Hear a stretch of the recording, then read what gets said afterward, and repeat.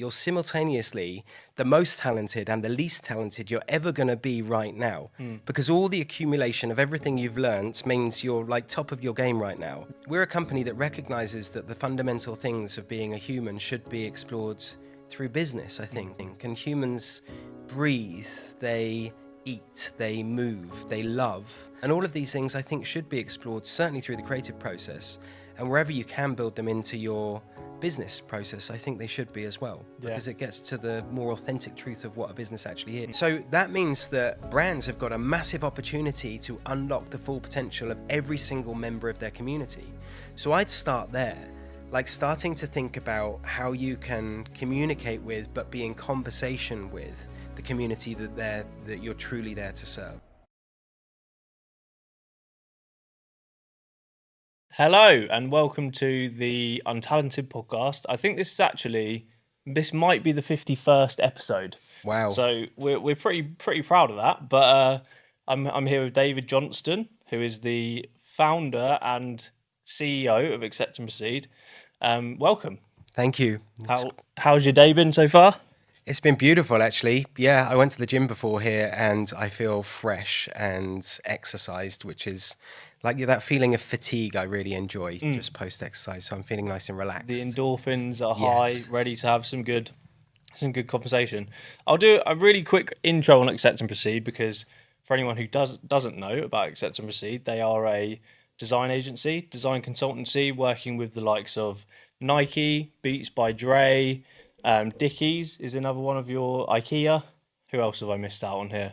But super famous for doing, beautiful, aesthetically driven work, really focused around helping brands become better and making better choices. But I'll kick off with the question that we always start with, David, is who was the first person to make you feel talented? It's a good question. Thank you. It's an interesting question in the fact that I've been talking to my kids recently about how people make us feel and situations make us feel. And we've been talking about the fact that no one can really make you feel anything. They're saying, this so-and-so made me feel angry or sad, but actually you choose to respond to a situation. Yeah. So I just wanted to kind of, the fact this is called Untalented, I did wonder whether on my journey through life, whether it was people that made me feel untalented that actually gave me that sort of determination to think about, my future and wanting to sort of almost rebel against that. But that said, I think I've had incredible people in my life, from family members and friends and colleagues and teachers. I do remember early in my life, my mum doing lots of cool stuff like growing crystals with sugar and, blowing eggs and, standard stuff, making spaceships out of boxes. And then as I went through life, I think I just actually loved exploring and creativity. I loved making tree houses and playing on my BMX, and creating visual things became a real passion. And I really, really loved, the kind of energetic exchange that seemed to be present when you were in a creative state, either on your own or with others. And I do remember, from a communication perspective, I do remember my papa, David Johnston, the first, saying to me, actually at my nana's funeral, who was his wife, but he kind of had the wherewithal to compliment me on a speech that I gave at her funeral. Wow. And he said I was an incredible speaker. And I do remember that staying in my mind, that I actually quite liked that process. But I don't think it was about talent. And it was more about, creativity and exploration. And as I went through life, I've been in bands. I loved creating music with others. And now creating brands and design with teams is a passion of mine. Yeah. But that word's talent, I don't know if I honestly consider myself to be talented. Okay. I've achieved things. I got into Central St. Martin's. I remember that being an achievement, but that started 3 years of quite hard work and exploration. Yeah. So it's a funny thing, this word, talent, because you can never rest on your laurels. When you think about it, you're simultaneously the most talented and the least talented you're ever going to be right now, because all the accumulation of everything you've learned means you're like top of your game right now. Yeah. But everything that you're about to learn, you don't know yet. Yeah. So I don't know. I think that I don't actually consider myself to be hugely talented, but I love the creative process. Yeah. And I love working with others to create things that are unexpected and wonderful. Do you think there's an element of nature nurture from a creative stance? Do you think that some people are inherently born to be creative, or is it something that is always learned? I think every human is creative. Absolutely. I think we're born creative. And in a way, the labels that we grow up with or put upon ourselves restrict our creativity or perceived creativity. This idea that you're in a creative role or, oh, I'm not creative, I don't buy that. I think that we're all creative, but we just forgot it at certain points. And it's kind of like society. It's a funny thing growing up, isn't it? All kids are creative. You see that. Every single one of them is creative, and they respond to things in real time in a way that's very natural. And I wish more grown-ups did, but it seems like we all kind of put on this armor through our life, and we get to, I'm not quite as old as your podcast, I'm not 51 yet, but like in my like late 40s, I'm starting to take all that armor off and starting to think that these labels aren't that helpful. Yeah. Because we're all so incredibly unique. You know, I learned some facts the other day. 1% of the population has something called solar sneezing, which means when you look at the sun, you sneeze. 4% of the population actually sweats through this part of their nose when they eat onions. Wow. And there's this thing called ideathesis, which is basically people that visualize in diagrammatic form ideas the moment the ideas come to them. And people that do that assume that everybody does that, but actually we're all different and unique. Every single mind is different and unique and hugely creative because of it. I think that taking our armor off and actually getting to the multitudes that we are is probably the role that we actually have to try and achieve in life in some respects. Yeah, I remember like that kind of really innate sort of imaginary behavior as children is so.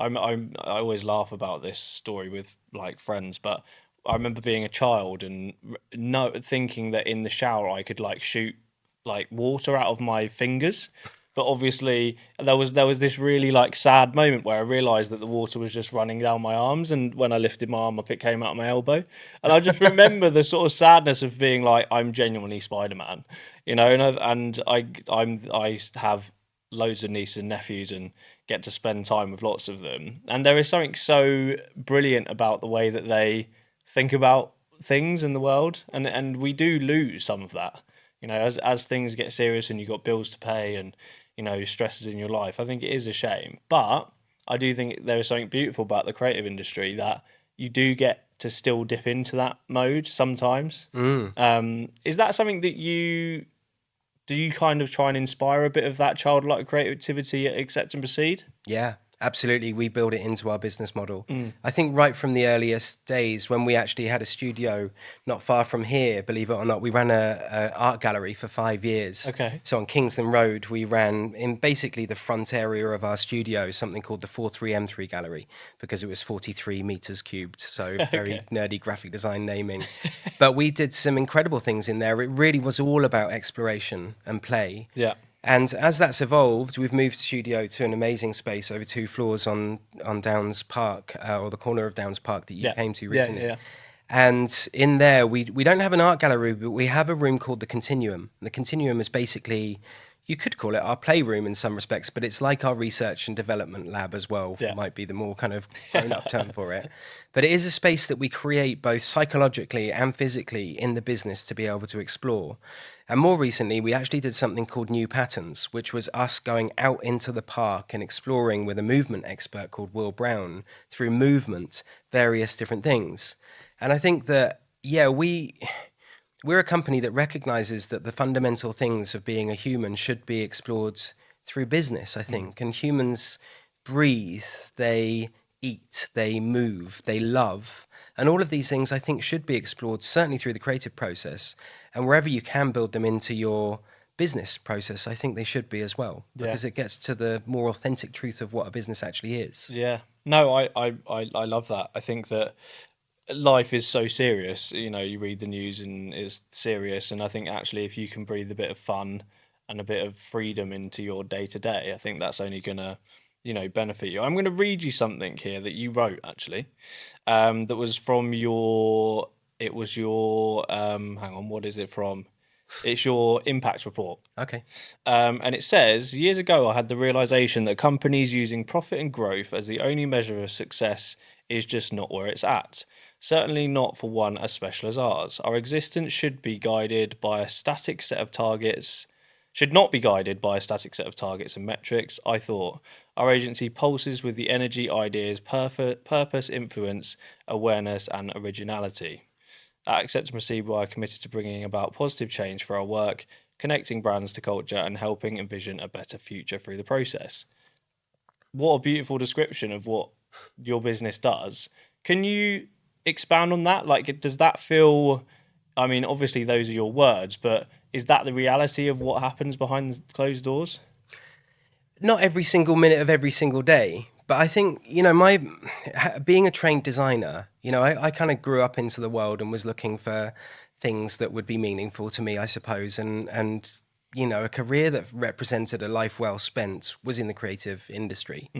But I studied quite a niche part of it as a graphic designer specifically. You know, I went to college in Hereford College of Art and Design and then on to Central St. Martin's and came out and I was working in really the kind of aesthetic crafting for many, many years, like honing the skill of creating things that looked and felt incredibly enticing.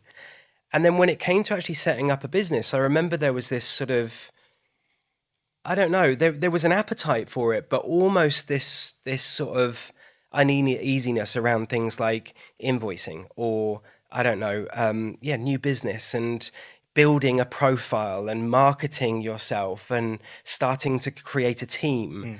Like I found those to be kind of business things. And I use this word business kind of incorrectly because we're not a business, we're a company at Accept and Proceed. And I see those two terminologies quite differently. But even as a company, there's these administrative tasks such as setting a business strategy or, you know, monitoring the finances of the business. But there's all these other things around culture and the relationships internally and externally of the business.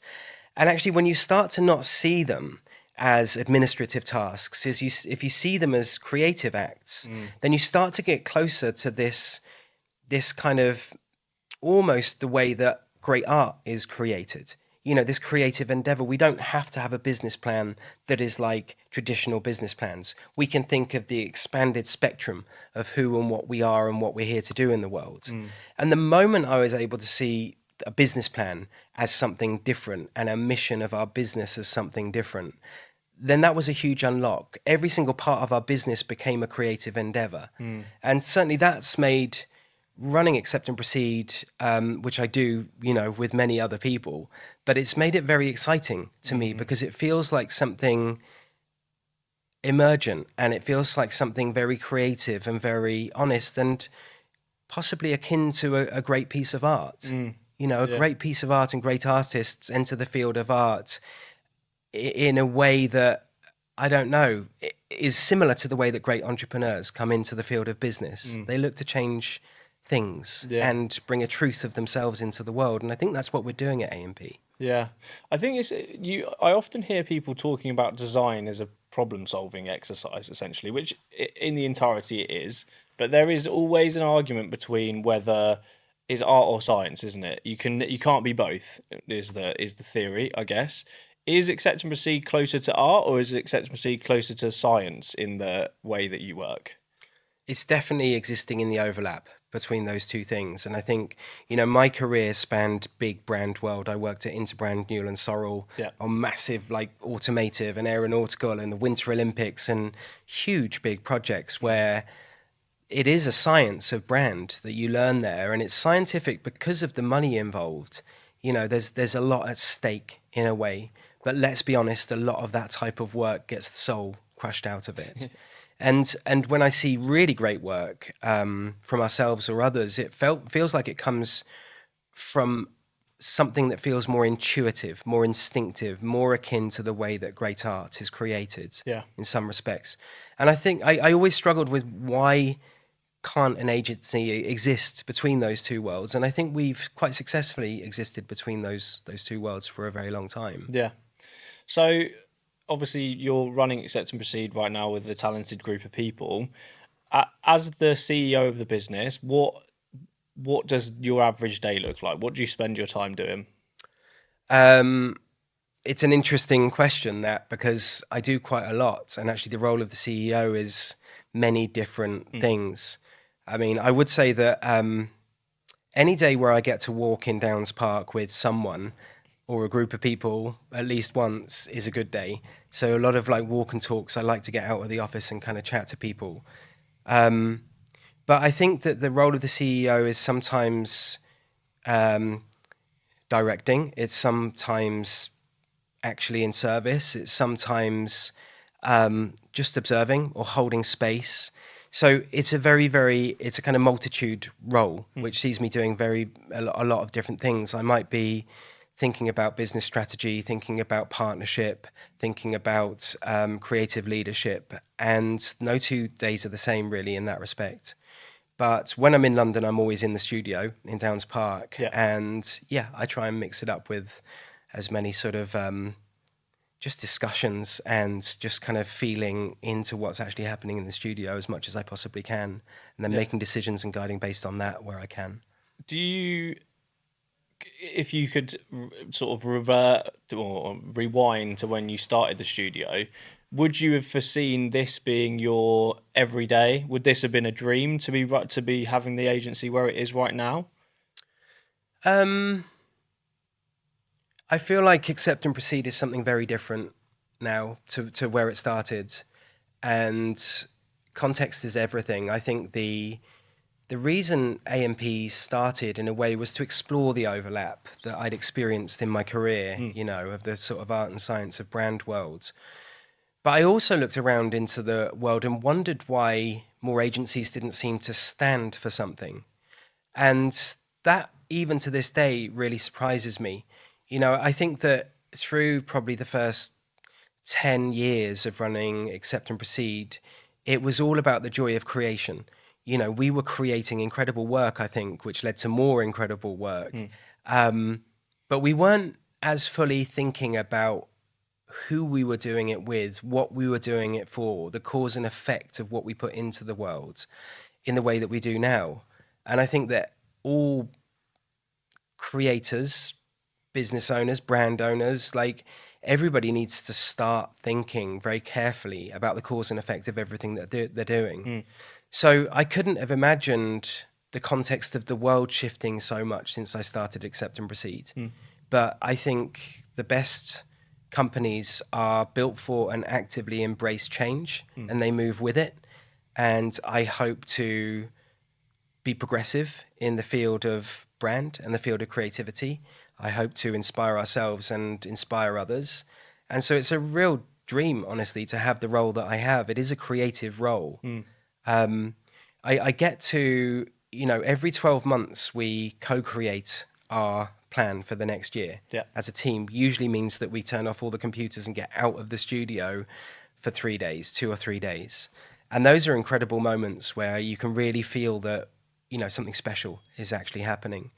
But in terms of actually doing what I did when I started the agency in terms of being hands-on in design, I kind of get that through other areas now. So, for example, we've been running a sunrise gathering on Hackney Marshes for over a year now. And I'm really interested in that for a number of reasons. One, it's called We Don't Know What This Is. And we don't know what it is. Things are emerging. Like at the next one, which I'm guessing when this is broadcast will have already happened. So if anybody was there, hope you enjoyed it. That's weird, isn't it? Speaking from the future. But we've got Deborah Curtis and Gavin Turk who are going to, with whoever is assembled, whatever micro community turns up, are going to facilitate the creation of some found nature art on the marshes. And we've also got a beautiful bowl ceremony and various other things going on that morning. And I also get to create a campaign around it. So it's a brand and it's a campaign and it's not driven by anything commercial. So I guess I'm lucky in the fact that I get to have creative practice, get to have a kind of exploration through the business, and I find it all very rewarding. Yeah.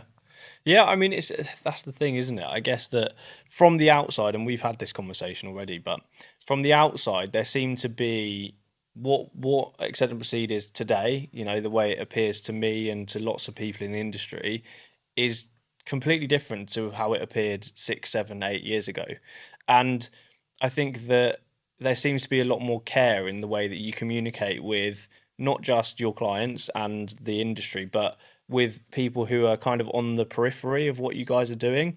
Was there like a moment where you decided, right, we need to change the way that we, communicate with the industry, or was it a natural evolution between people sort of saying we need to do something about this? What happened? I mean, it wasn't a sudden shift. I'd say but it's amazing that you've noticed it. And, when anybody is like paying attention to what a company does, it's very rewarding. That I do often hear from the people we speak to outside of Accept and Proceed, these types of bits of feedback. And that in itself gives us momentum to keep going with what we're doing. But it was quite gradual. I think that about 5 years ago, there was definitely this beginning of a turning in terms of us caring so deeply about the work that we produced, but starting to really care about what the work we produced was also doing in the world, and also caring very deeply about the world.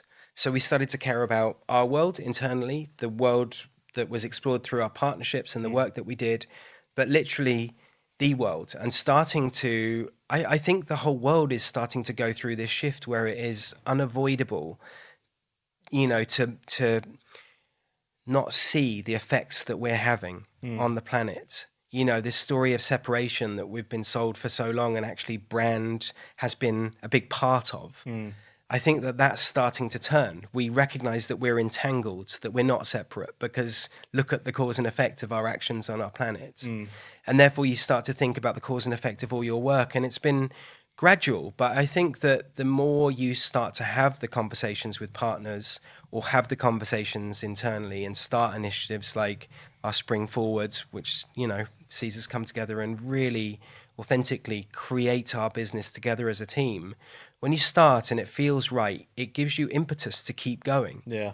And I think that in a way we're a little too early, and I'm sad to say that, but sometimes, in pitch scenarios, we're doing well and we're getting increasingly higher profile work, and it's incredible to see the journey. But the things that we're missing out on is in part because brands or businesses will say, you're right, but we're not ready. And so the product market fit of what we're saying in terms of the way that we think about brand and its potential in the world, we're a little too early. But I think it's coming. It's coming very quickly.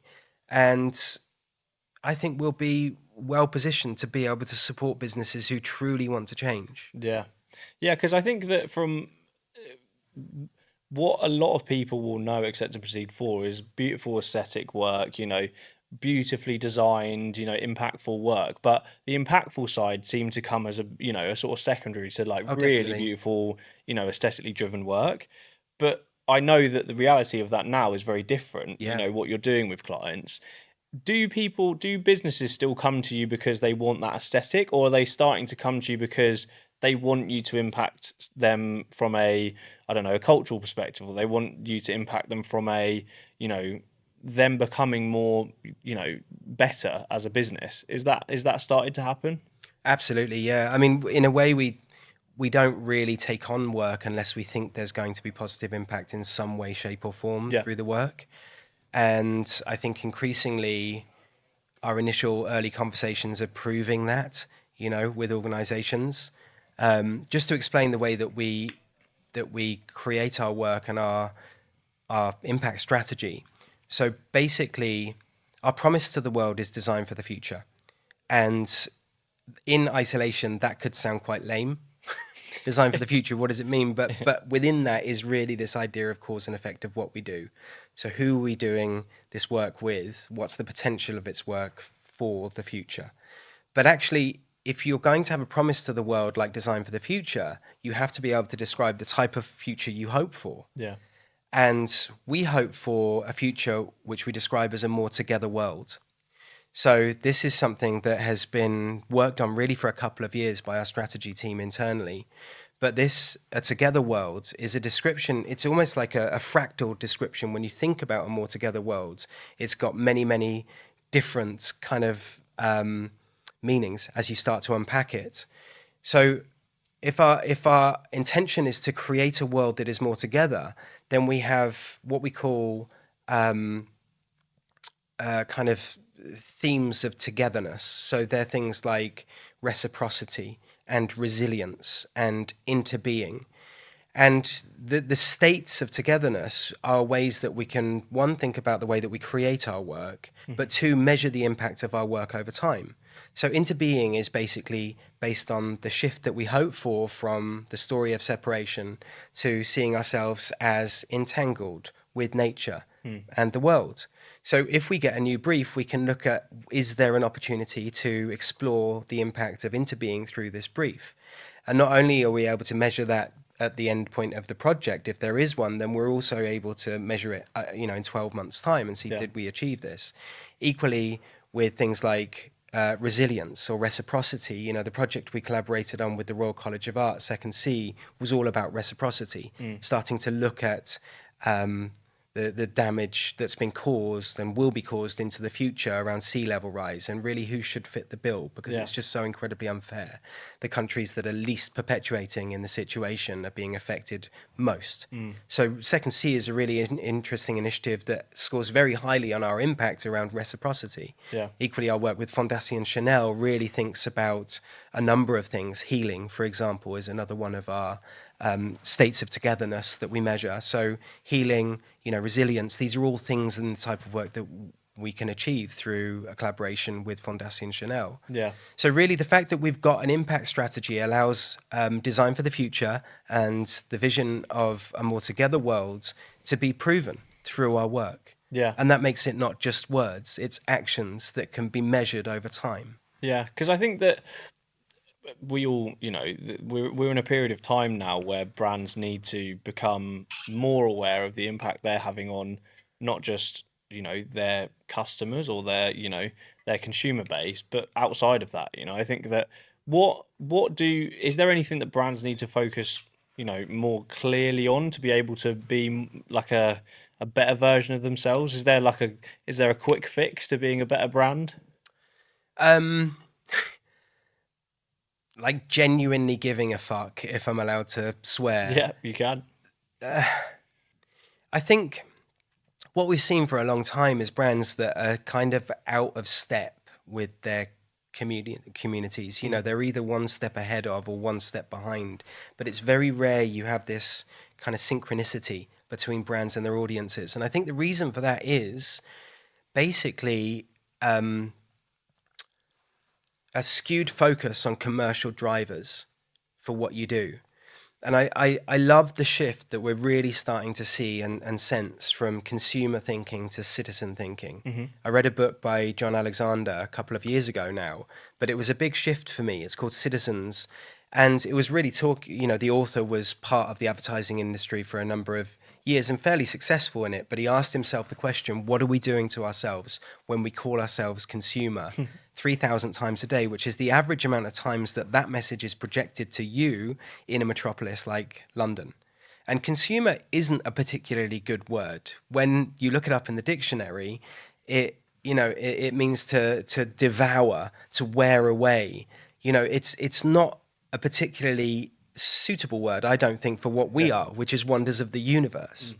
And citizen thinking is more around becoming in step and in sync with the organizations that align with your values and act accordingly. So that means that brands have got a massive opportunity to unlock the full potential of every single member of their community. So I'd start there, like starting to think about how you can communicate with, but be in conversation with the community that you're truly there to serve. And I'd say that's one of the biggest shifts that I think any business and brand can start to think about.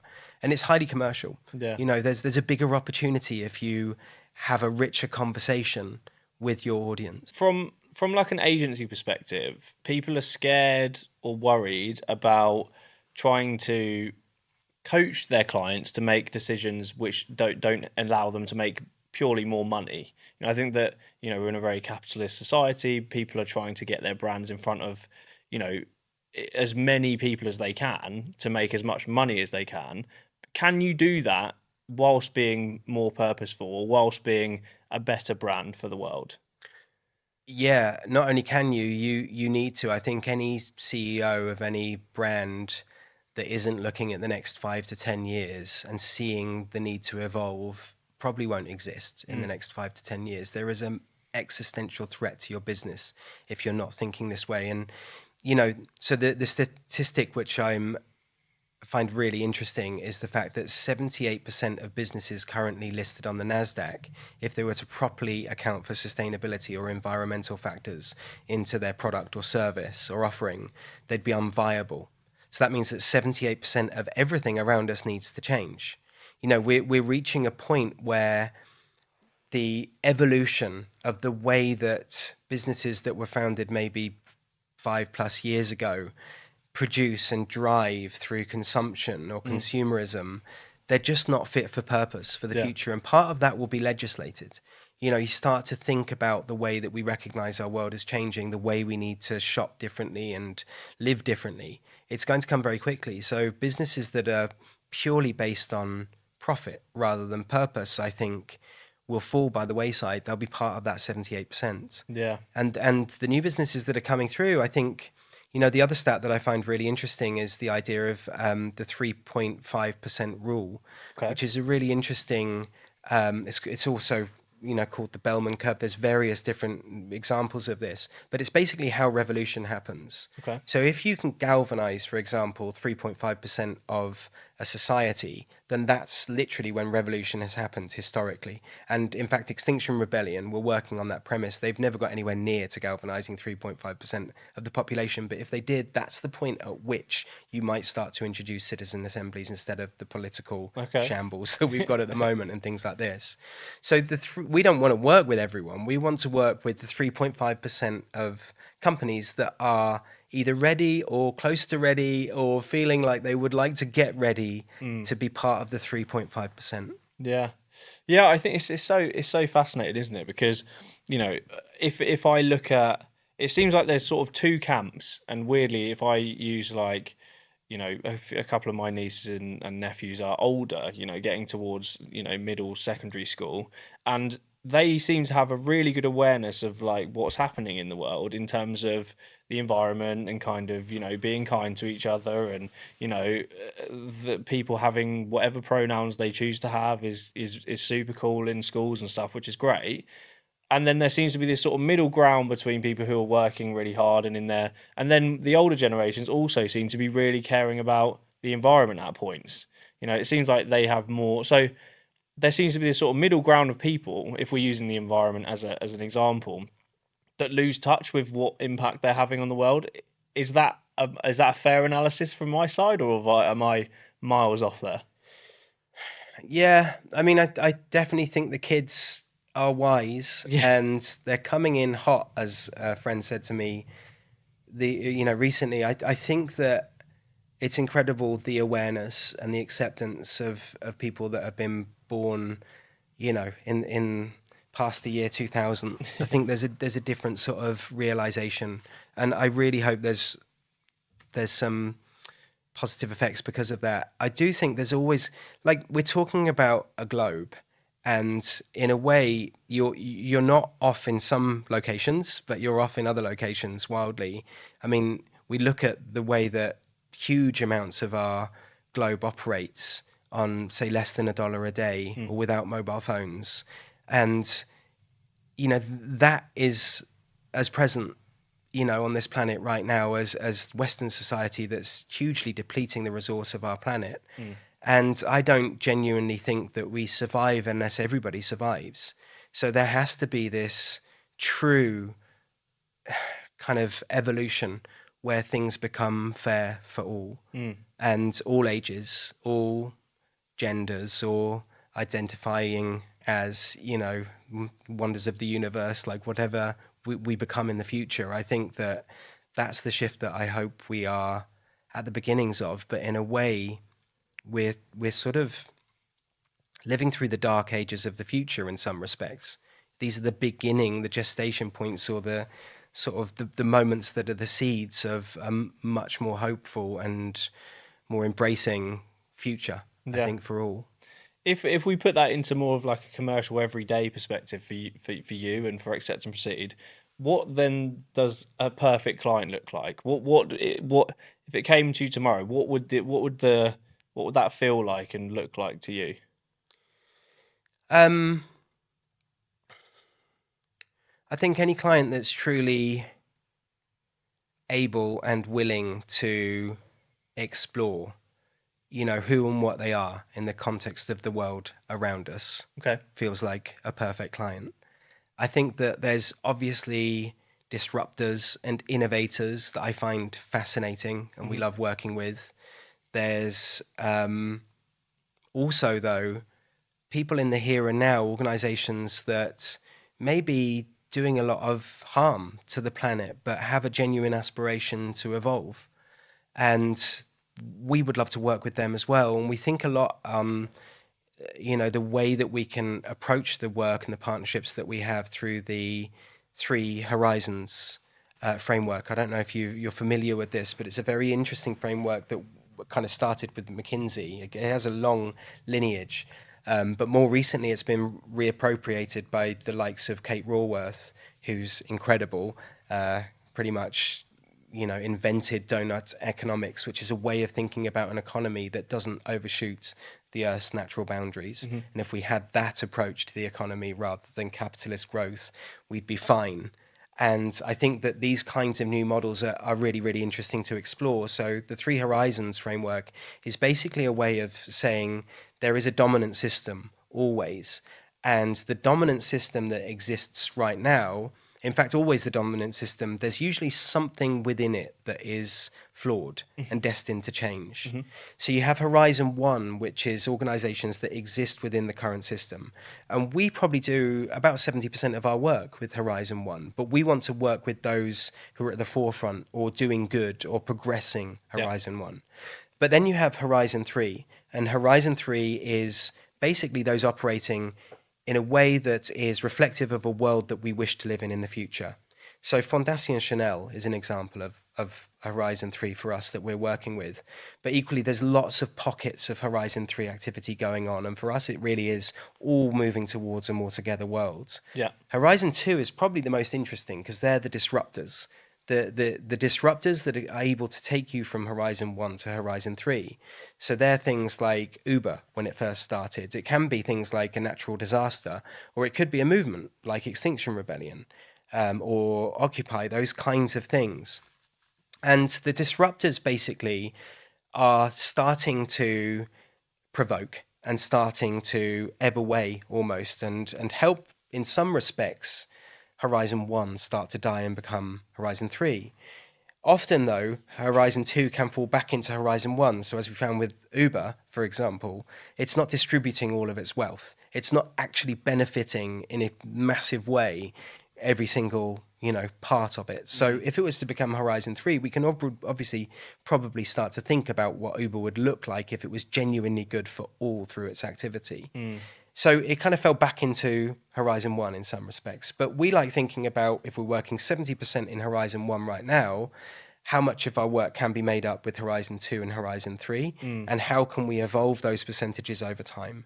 So in 3 years, we might be working 50% in Horizon 1, 50% in Horizon 2 and 3. Yeah. And this is a really helpful framework that I like to think about in respect to the work that we're doing. So it's so just so I understand correctly, it's essentially classifying the work that you're doing and taking on to make sure that you're continuing to push that Horizon 3 work, even if you've got.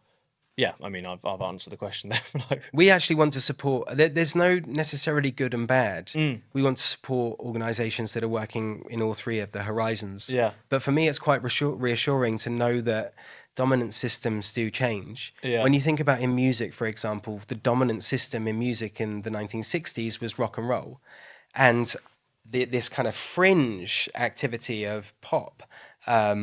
Music was really Horizon 3 at that time, and R&B as well. You kind of had these fringe moments, and then over time, pop and R&B has become pretty much the dominant system within the world that we live in today.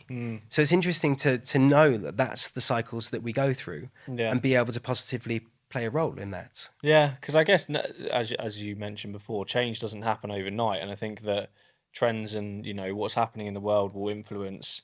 Hopefully, I guess what I'm hearing from your summary there is that the ultimate goal is to work with businesses that want to do better, and that seems like the underlying classification. But actually, it might be taking them on as a client to allow them that growth to do better. So yeah, I find that really interesting. In terms of, we spoke a little bit about it before about the sort of evolution of accept and proceed and doing things differently. Can you remember the first client or a client in the kind of early change that you were like, we're actually making really interesting change for this business? The first client, or an early client in that process? I mean, we've had so many. I guess I'm drawn to the kind of higher profile things. I remember when we first started working on Nike's House of Innovation, it was interesting because it was their pinnacle, like flagship retail experience, but it was driven by something other than traditional metrics of success. So it was really about outreach and effectiveness of telling the truth of what Nike is, which is innovation. And when you think about the innovation that they have, what you're really talking about is pushing human potential forwards. And so House of Innovation was an opportunity for us to think differently about retail spaces that weren't there just to sell product to people. It was these massive sort of empires of consumption. And I think that what we were able to do with, as a small part in many, many more teams, but it was very effective in telling a new story of innovation for Nike and doing away in some respects with the sort of showbiz and veneer that had come before. So just because, you've got a football boot that Cristiano Ronaldo's wearing, you don't need to make it into a serpent and give some big showbiz experience of it. Actually, the story of its creation, the 36 prototypes it got to take to get to that point where you've got this innovation in a football boot, that's the story. So talking about the endeavor, I suppose, of innovation was something that was very powerful in House of Innovation. But as the world's changed, we're thinking about retail very differently these days. House of Innovation still exists in Shanghai and New York and Paris, but equally we're thinking a lot more about retail spaces that are truly engaging with community. Retail spaces that aren't as much retail spaces as community spaces for the future. And some of the work that you asked me about an early sort of endeavor, and I think House of Innovation for us has led on to a completely different way of thinking about bricks and mortar, thinking about the way that those spaces can truly serve the communities there that they exist for. Yeah. I find the kind of retail, the spaces, and such a fascinating kind of part of the industry, because it seemed to be forgotten, or certainly from my perspective, people seem to forget how important those physical spaces are when getting to know a brand. And then obviously the whole COVID thing happened, and it just seemed like everyone ran headfirst into making sure that their consumer base is going back into the spaces. Like, for example, I went to the On Running store was it on Regent Street? I think it was on Regent Street. And I was genuinely blown away when I walked in about the experience and how they looked after people, and they took you to different areas, and that was a really memorable experience for me, just buying a pair of running shoes. Yeah. And I think that that's such a beautiful part of the way that we experience brands. Yeah, it is. I think I like that space as well. They seem to be doing sort of like technical emotion very, very well. In some respects, it sort of feels engineered and technical, but at other points, it feels very emotionally connected. And they seem to be kind of that tension between the two things. They seem to be exploring well. But I think, when I think about the success of, I was lucky enough to go to Shanghai for the launch of House of Innovation, and I walked into the lobby area, and there was a group of students, art students, that were drawing the space. So I've never seen that in a retail space before. I've seen it in art galleries in London many, many times, but I've never seen it in a retail space before. And, that spot became the 8th most popular tourist destination in week 3 of it being open. And it just happened to smash all of its commercial targets as well in terms of footfall and, the revenue and all of those things. But it was doing it through almost a counterintuitive way. And I'm really interested in brands that can operate in this counterintuitive but highly commercial way at the same time. I think that the kind of more recently an example, to build on your example, in LA, in Santa Monica, there is an incredible Rivian community space. Rivian is it's been described as the Patagonia of electric vehicles. They're very nice looking machines and all EV SUVs. But actually the space that they've got in LA is genuinely a community hub. So they've got a library, they've got a maker space, they've got like a creche. You can go there for a barbecue, and almost buying a vehicle is like maybe the 5th or 6th most important thing that you can do there. Yeah. But actually it's really working for them as well. Yeah. So I think that, anybody that's exploring a different type of more authentic experience and conversation again with its community, I think they're the ones that are going to win. Yeah, I think that is the thing that people notice. I think as humans, we've become so hypersensitive to when we feel like we're getting sold to. I know that, like, if I get a cold call, I'm just like, it infuriates me, which is an unnecessary and irrational emotion. But I think that if it feels like you're being sold to in a space, it doesn't feel authentic, and the authenticity behind some of the House of Innovation, it never really feels like you're getting sold to, because there's so much in there that is interesting and engaging. Yeah. Do you think that is that the trick to making sure? How do you make sure it's authentic for a brand? Well, first of all, it comes back to that intention. Like, it's a real world. We're real people. Let's get real. And I think that you're right to get triggered by sales calls and hard sell, because in it is this lie about who and what we are. I actually I'm not proud of this, but I did telesales in my younger years, in actually when I was at university in the summer months, just because I had to have a token job. I was selling computer consumables in a place in Regent Street. And I had to have a persona. I was taught to have a persona that wasn't my own. So I was called Alex Rich. Genuinely? Genuinely it was nominative determinism, right? I'm rich, and I had to have this persona on the phone of a regional sales executive that would call people up and say, I'm just happen to be in the area and I really care about all our accounts. And I see you're running the Canon printer there. And actually we've got a new product, which is super long life toner cartridges for your Canon printer. I would go through a spiel, which was just a script, and you're pretty much taught for any response. And when someone calls you up, I've done that. I've been that person, and it's a horrible job. It's a soul-destroying job. But what they're doing is lying to themselves ultimately. I'm sorry for telesales people out there to say this, but I felt an inauthenticity around operating in that way that actually does trigger me now. If I experience hard sell in any way, I pretty much call it immediately. And it's because I think that we're lying to each other.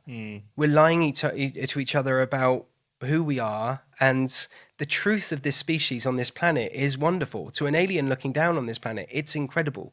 We are incredible. Our imaginations, our innovation, our ability to be able to achieve things, and for it to be reduced down to this point where we're just inauthentically selling things to each other, it's like end of days stuff. So you're right to get triggered. Sorry to go off on one there. No. But I think it starts with just being real. I think starting to understand why you exist. What the truth of your organization is. And realizing that, I don't know, the world we live in I know one of the questions that you'd mentioned was, an interesting fact about accept and proceed. And I thought about that question. An interesting fact about a lot of organizations, brands and businesses is that they don't actually exist. We kind of assemble around a story of things, but a company isn't a company, it's a collection of people. And when you start to realize that we are all people, hopefully working for companies that we believe in, under a name perhaps, and hopefully a purpose, but that we're still real people.